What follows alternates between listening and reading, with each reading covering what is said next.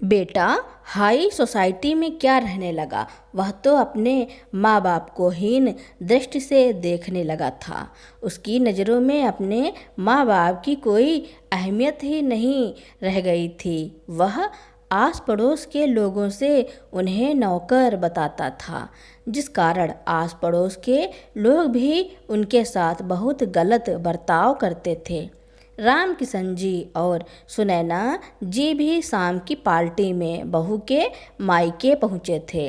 अभी वह लोग दरवाजे पर ही थे तो बहू उन्हें देखते ही दरवाजे पर भागती हुई आई और बोली, अरे अरे, कहाँ चले आ रहे हैं दोनों। राम किशन जी बोले, बहू, हमें तो समधी जी ने बुलाया है पार्टी में। क्या दिमाग खराब हो गया है? इस आलीशान पार्टी में वह भी तुम जैसे भिखारी को। शक्ल देखी है अपनी, पूरे के पूरे भिखारी लग रहे हैं। ना ढंग के कपड़े पहने हैं।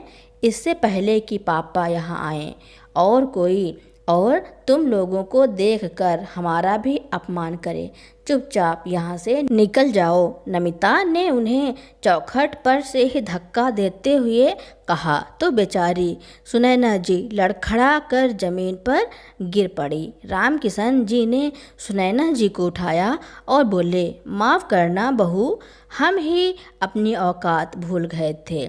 इतना कहते हुए उनकी आंखें नम हो गईं और वापस घर की ओर चल पड़े।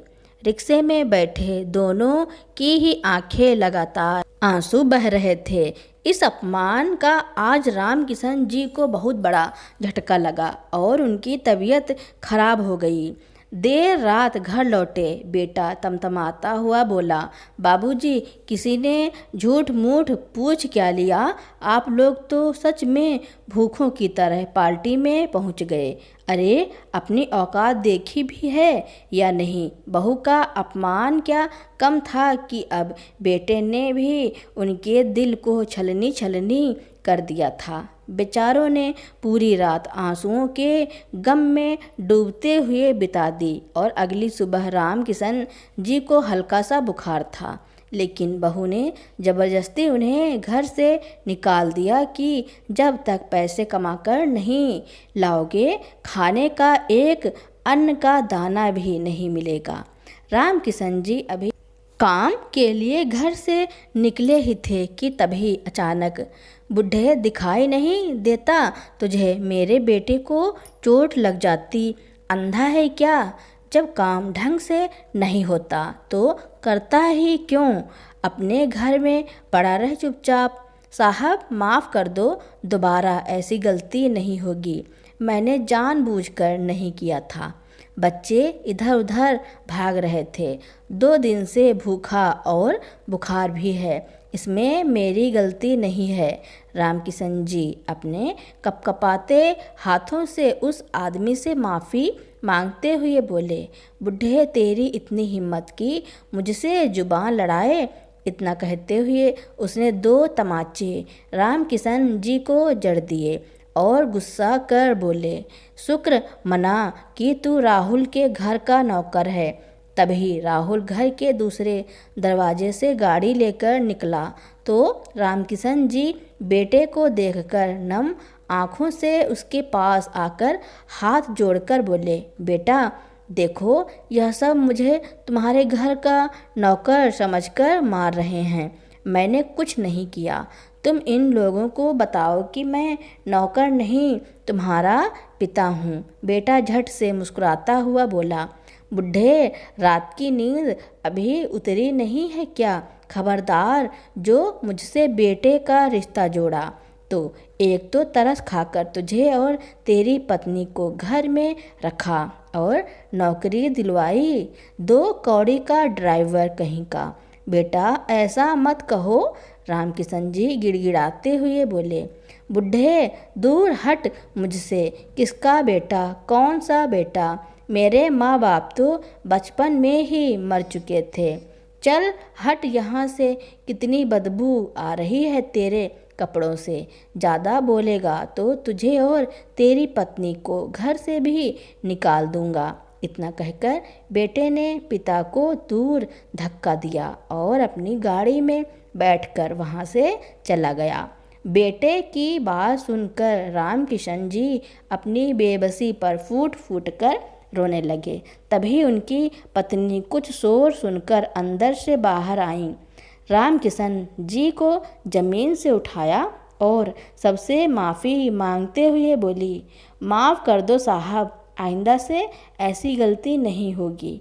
सुनैना जी के विनती करने पर वे सभी वहाँ से अपने अपने बच्चों को लेकर चले गए।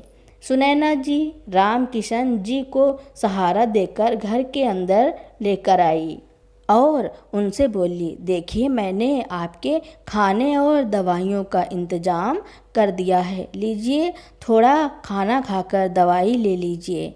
रामकिशन जी बोले, सुनैना आज मेरे ही बेटे ने अपने पिता को पहचानने से इनकार कर दिया।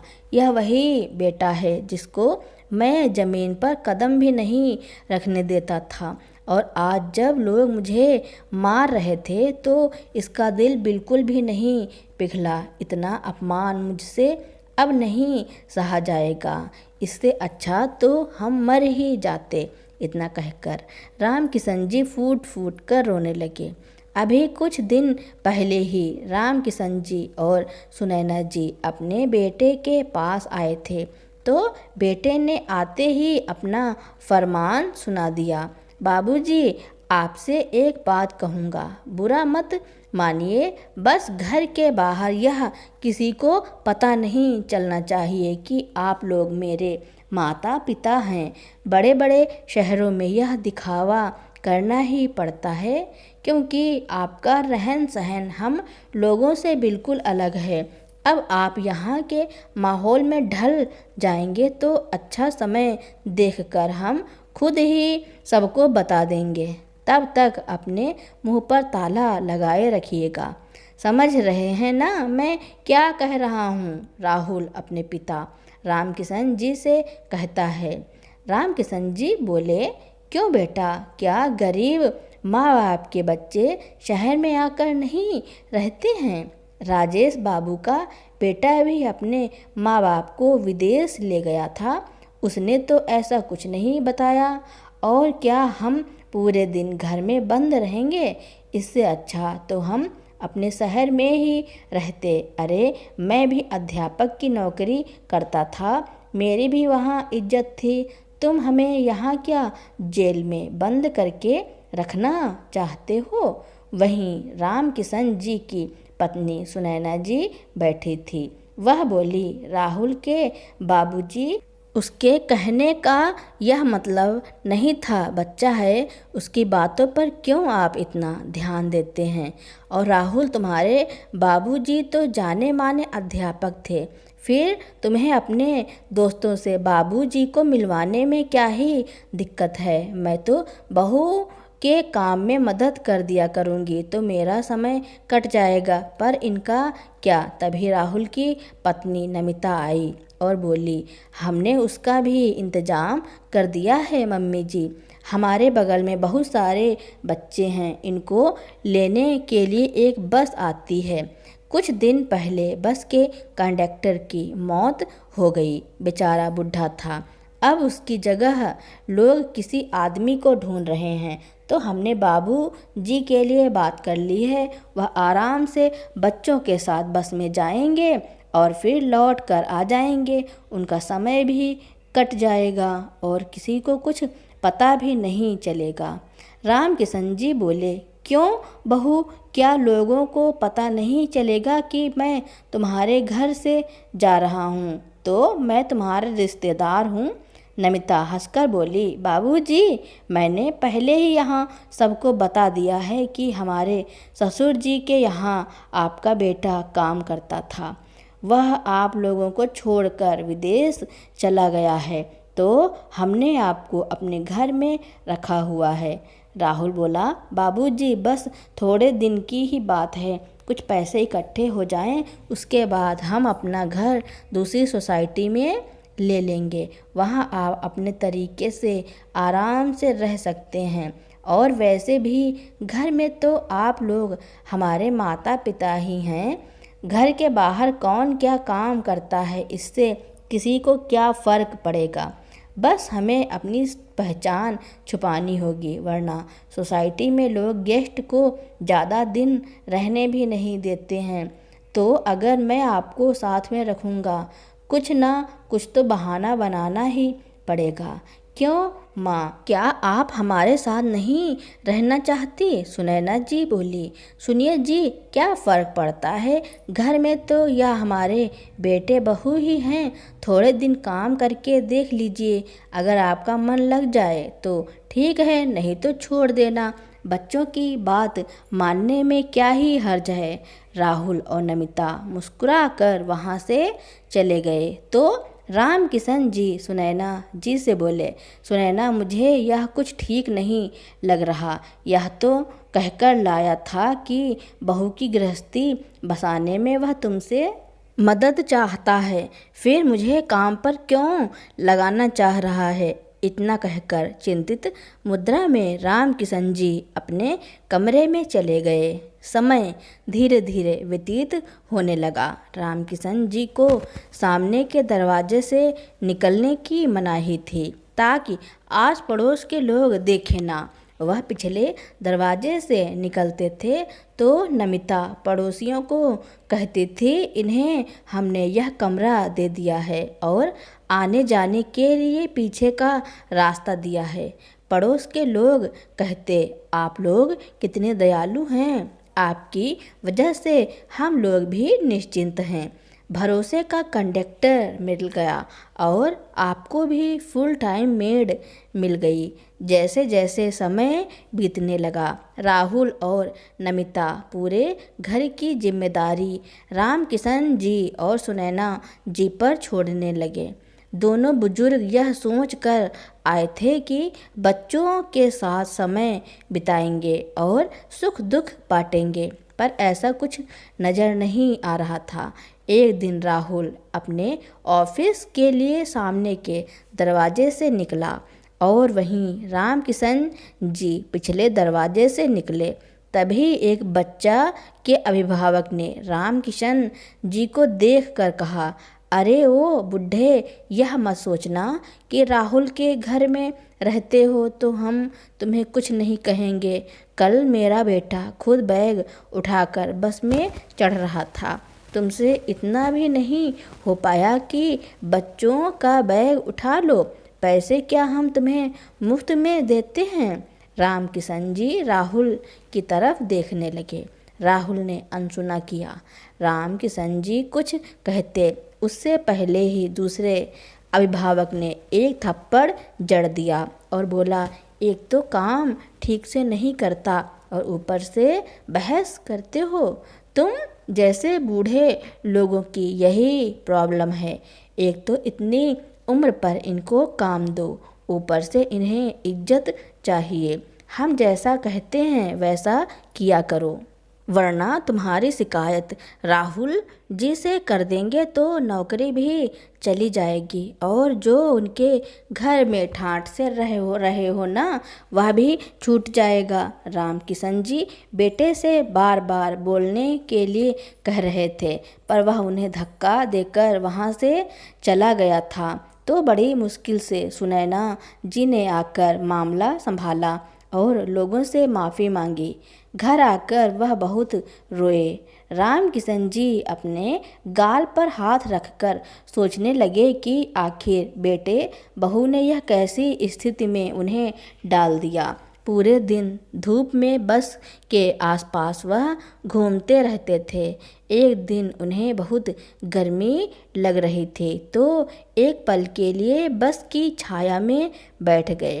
तभी ड्राइवर आया और चिल्लाया, अबे बुढ़े, यहाँ तुम्हें आराम करने के लिए नहीं बुलाया गया है।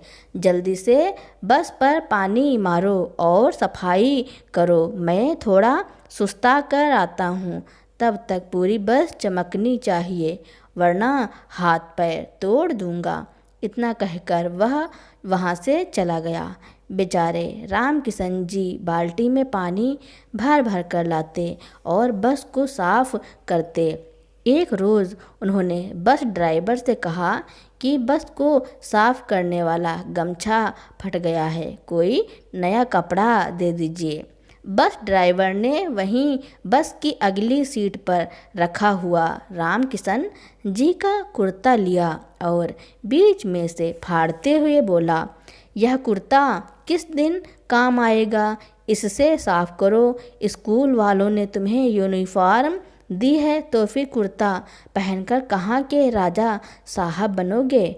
आसपास में खड़े सभी बस ड्राइवर और कंडक्टर राम किशन जी पर हंसने लगे और राम किशन जी की आंखें भर आईं। इधर सुनैना जी पूरे घर का काम करती और जब थक कर बैठ जाती तो नमिता कहती, मम्मी जी जब देखो आप आराम ही करती हैं। पता है आपको शहर में ज़िंदगी बिताना कितना कठिन है।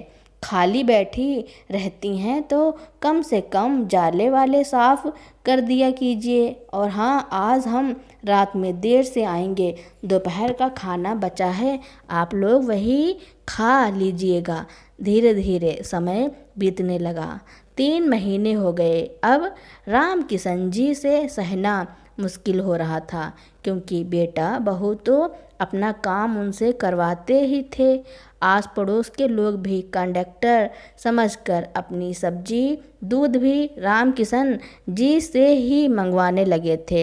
इधर सुनैना जी भी परेशान हो रही थी, क्योंकि बेटे बहू अक्सर देर रात से बाहर लौटकर आते थे और वे दोनों पूरे दिन घर में अकेले, क्योंकि घर से बाहर भी नहीं निकल सकते थे, तो वह घर उनके लिए घर नहीं बल्कि जेल हो गया था।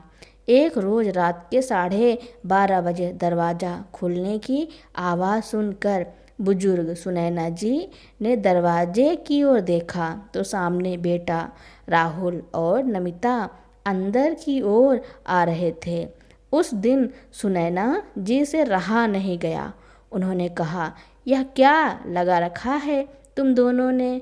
हर रोज़ देर रात को पार्टी से लौटना, मैं बूढ़ी यहाँ सारा घर का काम करती रहती हूँ और तुम्हारे बाबूजी को भी बाहर का काम और सब्जी दूध लाना पड़ता है। मैं कुछ कहती नहीं थी कि हो जाता है कभी कभार, मगर तुम दोनों ने तो हद ही कर दी। बेटा थोड़ा तो शर्म करो तुम दोनों, आखिर हम भी तुम्हारे माता पिता हैं। राहुल घूरते हुए सुनैना जी को देखा, फिर नमिता को देखा तो नमिता का चेहरा गुस्से से तमतमाया हुआ लग रहा था। उसने हंसकर नमिता को बोला, तुम अंदर चलो, मैं आता हूँ। और अपनी माँ को गुस्से में बोला, माँ देख रही हो हम बाहर से आ रहे हैं, फिर भी इस तरह बात कर रही हो। इस विषय पर हम सुबह बात करेंगे। इतना कहकर वह वहाँ से चला गया। कमरे में नमिता राहुल से बोली, बस बहुत हुआ, मैं तुम्हारी माँ की बकवास अब नहीं सुन सकती। तुम्हें यह सब अच्छा लगता है? उसके कमरे से आवाज़ आने लगी। राहुल बोला, जीना हराम कर रखा है इन लोगों ने, अब मेरे लिए भी बर्दाश्त करना मुश्किल है, कुछ करना ही पड़ेगा। अब पानी सर के ऊपर निकलने लगा है। बगल वाले कमरे के दरवाजे पर खड़े राम किशन जी के कानों में जब यह शब्द पड़े तो उन्हें अपने कानों पर विश्वास नहीं हो रहा था। गुस्से से तमतमाते हुए कमरे के अंदर आए और सुनैना जी को देखते हुए बड़बड़ाने लगे, अब कहो सुनैना, क्या तुम्हारा बेटा अभी भी बच्चा ही है? अपना सामान समेटो, हम इस घर में अब नहीं रहेंगे। बहुत अपमान सह लिया, कितने बड़े बड़े सपने दिखाकर लाया था और यहाँ बस कंडक्टर बना दिया। जिस बेटे को हम ज़मीन पर पाँव नहीं रखने देते थे, वह मुझसे गाड़ी साफ करवाता है। सुनैना, तुम्हें बता नहीं सकता मैं कैसी कैसी मुश्किल से गुजरा हूँ। एक बार तो जी में आया कि अपना जीवन खत्म कर दूं, फिर तुम्हारा ख्याल आया कि मेरे बाद तुम्हारा क्या होगा। कहते कहते राम किशन जी की आंखें भर आईं। सुनैना जी बोली, नहीं नहीं, ऐसी बातें मत बोलिए, हम कल ही चले जाएंगे।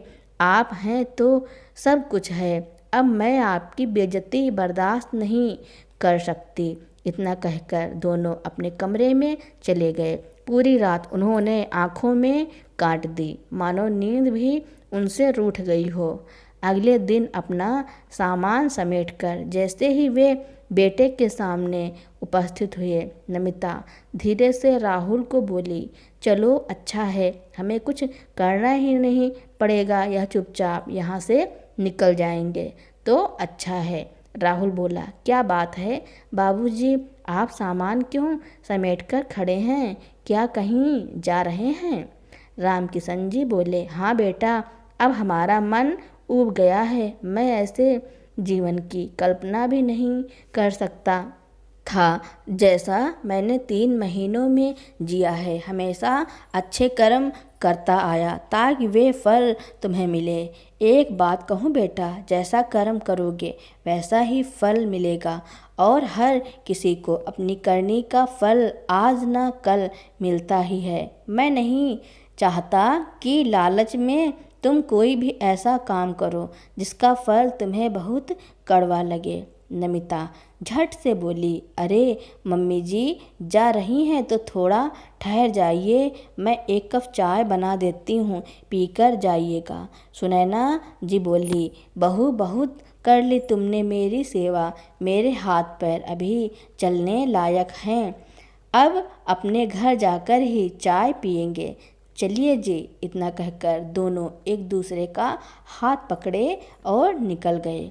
राहुल और नमिता ने एक बार उन्हें रोका भी नहीं और ना यह कहा कि हम आपको स्टेशन पर छोड़ देते हैं। वह अपने घर पहुंचकर अपने घर को साफ सुथरा करके फिर से रहने लगे। करीब 1 महीने तक राहुल और नमिता ने भी हालचाल नहीं पूछा।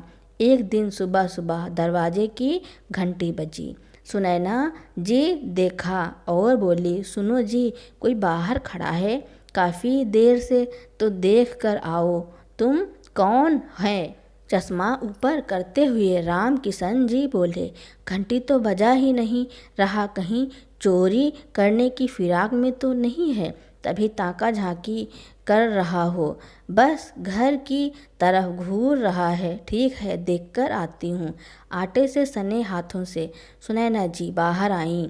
बाहर कोई 24-25 साल का लड़का खड़ा था, सांवले रंग का, लंबा जीन्स जैकेट पहने, बड़ी बड़ी आंखें, बहुत ही आकर्षक लग रहा था वह लड़का। आपको किसके घर जाना है बेटा? बहुत देर से खड़े हो यहाँ? सुनैना जी उस लड़के से बोली, जी क्या राम किशन सर शिक्षक पद से रिटायर्ड यहीं रहते हैं? वो लड़का आत्मविश्वास से बोला। लड़के के मुंह से ऐसे शब्द सुन सुनैना जी इतना तो निश्चिंत हो गई कि यह चोर नहीं है। हाँ बेटा, यहीं रहते हैं। आप कौन हो बेटा? आपको पहले तो कभी मैंने नहीं देखा। यह सुनकर उस लड़के की आंखों में चमक आ गई। जी आप उन्हें बुला दीजिए तो अच्छा रहेगा, शायद वह पहचान जाएं। बेटा अंदर आकर बैठ जाओ। जी नहीं आ सकता आंटी, पहले सर से मिल लूँ, मैं यहीं खड़ा हूँ। तभी अंदर जाकर सुनैना जी ने राम किशन जी को बताया कि कोई लड़का आपको बुला रहा है। नाम क्या है उसका? राम किशन जी बोले, चलो मैं ही जाता हूँ। राम किशन जी मफलर सर पर बांधते हुए बाहर आए। उन्होंने अपना चश्मा ऊपर कर उस लड़के को देखा। बेटा मैंने तुम्हें पहचाना नहीं, क्या नाम है तुम्हारा? सर मैं पहचान गया आपको। उसकी खुशी का ठिकाना नहीं था। उसने आगे बढ़कर राम किशन जी के पैर छुए। सर मेरी इतनी दूर से आने की मेहनत सफल हुई। मैं अभी भी नहीं पहचाना बेटा, तुम कौन हो? जी मैं दिनेश जी का बेटा हूँ जब आप गाजियाबाद में पढ़ाते थे। उसी स्कूल में मेरे पिताजी सफाई करते थे, मैं भी वहीं पढ़ता था। अरे वरुण, तू बस, अब कुछ कहने की ज़रूरत नहीं, अंदर चल। वरुण का हाथ पकड़ राम किशन जी अंदर ले आए। उन्होंने सुनैना जी को बोला, सुनैना, चाय नाश्ता लेकर आओ, वरुण आया है, फिर खाने की तैयारी करो, बहुत दूर से आया है मेरा बेटा। जी मैं बनाती हूँ। वरुण, इतनी दूर से तू कैसे आया? गाजियाबाद के बाद तो मेरा ट्रांसफ़र कई जगह हुआ। और दिनेश जी और भाभी जी कैसी हैं? उस समय फ़ोन भी नहीं थे कि संपर्क बना पाता। कई बार सोचा आने को, पर जिम्मेदारियों से फुर्सत ही नहीं मिली। सर, गाजियाबाद से पता चला आप दिल्ली गए हैं। अब आप रिटायर होकर अपने घर यहाँ आ गए। बस सब जगह पता करते करते पहुँच गया। सर, रामकिशन जी की आंखें नम थी कि वरुण ने मुझे ढूंढने के लिए इतनी मेहनत की। पापा को गए तो 10 साल हो गए। सर, माँ हैं अभी तक, वह भी सफाई का काम कर रही थी, पर अभी 1 साल पहले मैं बैंक में मैनेजर बन गया तो सबसे पहले आपके पास आया हूँ। यह लीजिए सर, आपके लिए यह मेरी तरफ से 20 लाख का चेक। अगर आप नहीं होते तो मैं यहाँ तक कभी नहीं पहुँच पाता। वरुण ने पैसे रामकिशन जी की तरफ बढ़ाते हुए कहा, यह पैसे मैं कैसे ले सकता हूँ? मुझे क्यों दे रहा है सर? आप जैसे बड़े लोग हम गरीबों पर उपकार कर भूल जाते हैं, पर हम नहीं भूलते। आपने पापा को मेरी आगे की पढ़ाई के लिए 1 लाख रुपए दिए थे। आप जल्दबाजी में सबसे मिले बिना चले गए, पर पापा को अंत समय तक यह उपकार याद रहा। यह पैसे मेरे लिए अनमोल थे, इसी से मैं आगे की पढ़ाई जारी रख पाया। अब समय आया है इस कर्ज को चुकाने का।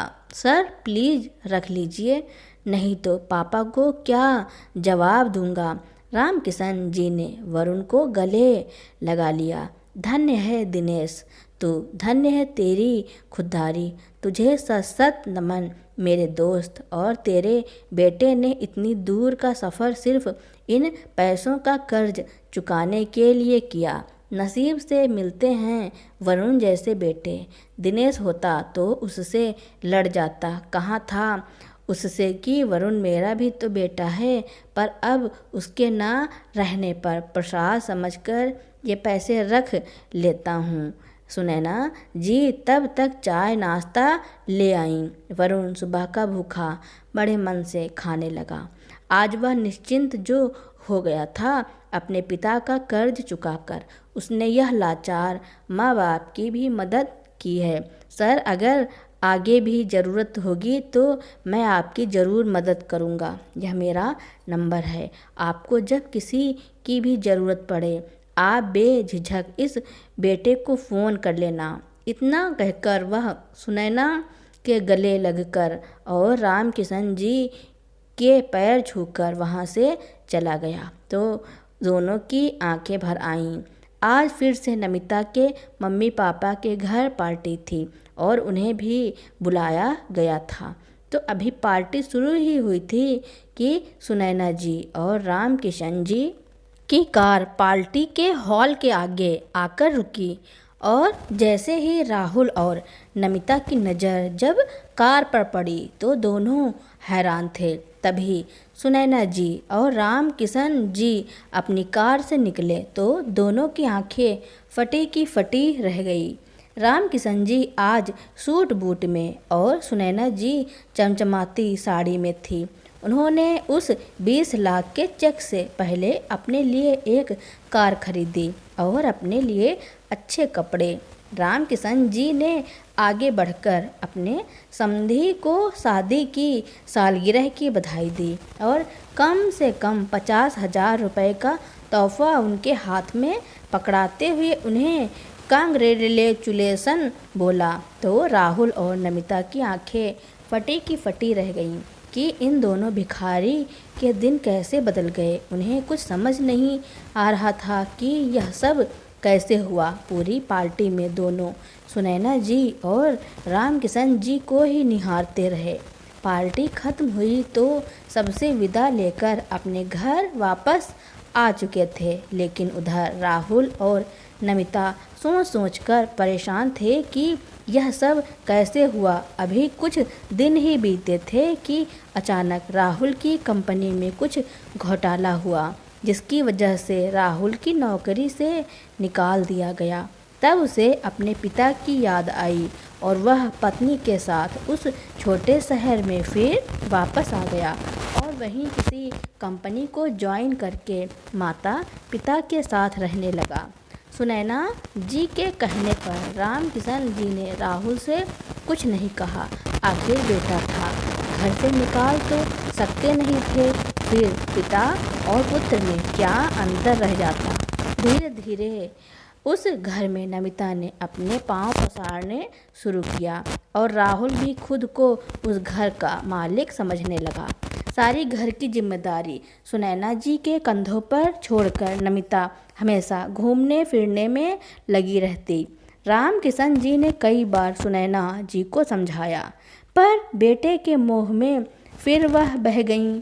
एक रोज़ बेटे बहू आपस में बात कर रहे थे। नमिता कह रही थी, सुनो, आपको नहीं लगता मम्मी जी का कमरा अब हमारा होना चाहिए? आखिर इस उम्र में वह बड़े कमरे में रहकर क्या करेंगी? मैं कहती हूँ बरामदे पर जो कमरा है उन्हें उस कमरे में रहने के लिए कहो। इतने अच्छे से घर में जब पुराना सामान अच्छा नहीं लगता तो पुराने लोग क्या अच्छे लगेंगे? राहुल पत्नी की बातों पर हंस रहा था। उन दोनों ने ध्यान नहीं दिया था कि बगल का कमरा ही माता पिता का है। दोनों ने जब बच्चों की बात सुनी तो सुनैना जी ने रामकिशन जी से बोली, आप सही कहते थे जी कि यह बच्चे कभी सुधरने वाले नहीं हैं।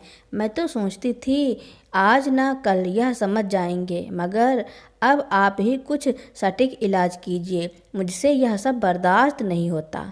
जब देखो दोनों उल्टा सीधा सुना देते हैं। क्या इसका कोई इलाज नहीं है?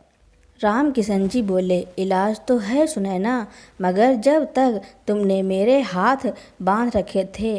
खैर, कल ही इस बीमारी का इलाज हो जाएगा। बस तुम अपने मन को कठोर बनाना, पिघलना मत। अगर स्वाभिमान और सम्मान से अपनी आखिरी सांस लेना चाहती हो तो मेरे निर्णय में साथ रहना। सुबह होते ही रामकिशन जी ने राहुल और नमिता को कमरे में आने को कहा। जैसे ही दोनों रामकिशन जी के कमरे में पहुँचे, रामकिशन जी ने सुनैना जी से कहा, सुनैना, मैंने सोचा था उस कागज़ की ज़रूरत नहीं पड़ेगी, पर तुम वह कोर्ट का कागज़ निकाल कर लाओ। राहुल बोला, कागज़ कैसा? नमिता तीखे स्वर में बोली, मम्मी जी, पापा जी, जो करना है जल्दी कीजिए, मुझे जिम जाने में देरी हो रही है। रामकिशन जी अपनी कुर्सी से उठे और बोले, बस जरा सा वक्त दे दो बहू, तुम्हारी सास से यह नहीं हो पाएगा। इतना कहकर वह लॉकर से पेपर निकालते हुए कुर्सी पर बैठ गए और चश्मा लगाकर पढ़ने लगे। यह कोर्ट के एग्रीमेंट के पेपर्स हैं। राहुल, तुम्हें याद होगा तुम्हारे 18वें जन्मदिन पर जब तुमने सबसे महंगी वाली बाइक मुझसे मांगी थी, तब मैंने तुमसे यह पेपर साइन करवाए थे और तुमने भी हंसते हुए अपनी सहमति जताई थी। याद आया? नमिता बोली, ऐसे पेपर्स पर कौन साइन करवाता है? वही राहुल सोच रहा था कि कब उसने इस पेपर्स पर साइन किया था। नमिता बोली, आखिर इसमें लिखा क्या है, कोई बताएगा मुझे?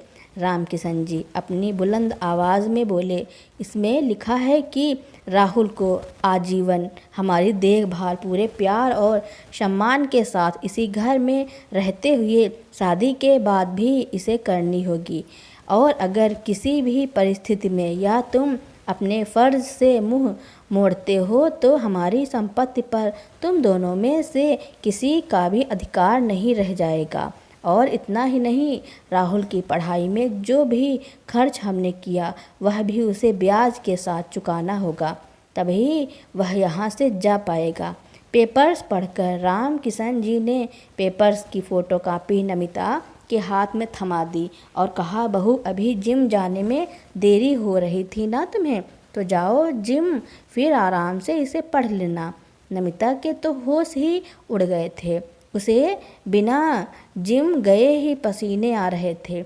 राहुल बोला, मगर बाबूजी, माँ आप हमारे साथ ऐसा कैसे कर सकते हैं? मेरा मतलब है मैं कैसे? हम कहाँ जाएंगे? राम किशन जी बोले, क्यों? तुम लोग तो हमसे परेशान हो गए थे ना, और याद है जब हम तुम्हारे घर से लौटकर आए थे, उस रात तुम क्या बात कर रहे थे कि पानी सर से ऊपर हो गया है, कुछ करना पड़ेगा, और क्या क्या कह रहे थे तुम लोग? राहुल नमिता की तरफ देखकर बोला, बाबूजी वह तो हम ऐसे ही बात कर रहे थे। नमिता बोली, पापा जी हमें माफ़ कर दीजिए, हमसे गलती हो गई, आप तो बड़े हैं, आप हमें माफ़ कर सकते हैं। राम किशन जी बोले, बेटा जख्म जब लाइलाज हो जाए तो इसका इलाज ज़रूरी हो जाता है, यह बात तो कोई मूर्ख भी कह सकता है। अगर आगे की जिम्मेदारी और सावधानी बरतने का वादा करो तो कुछ समय मैं तुम लोगों को दे सकता हूँ। नमिता मुंह बनाते हुए बोली, आप कहना क्या चाहते हैं पापा जी, साफ साफ कहिए। राम किशन जी बोले, हाँ बहू, मैं उस पर ही आ रहा हूँ। जैसा कि आज से बल्कि अभी से रसोई घर तुम्हारे जिम्मे और बाहर के सामान वगैरह की जिम्मेदारी राहुल की होगी। हाँ, यदि तुम दोनों अच्छे से अपनी जिम्मेदारियों को निभाना चाहोगे तो हम दोनों भी तुम्हारी मदद करते रहेंगे, वरना एक और वसीयत तैयार की है जिसमें हमारे बाद यह सब अनाथ आश्रम को चला जाएगा। राहुल और नमिता फटाक से बोले, नहीं पापा जी, हम दोनों अपनी जिम्मेदारियों को बखूबी निभाएंगे और ऐसी गलती फिर दोबारा नहीं दोहराएंगे।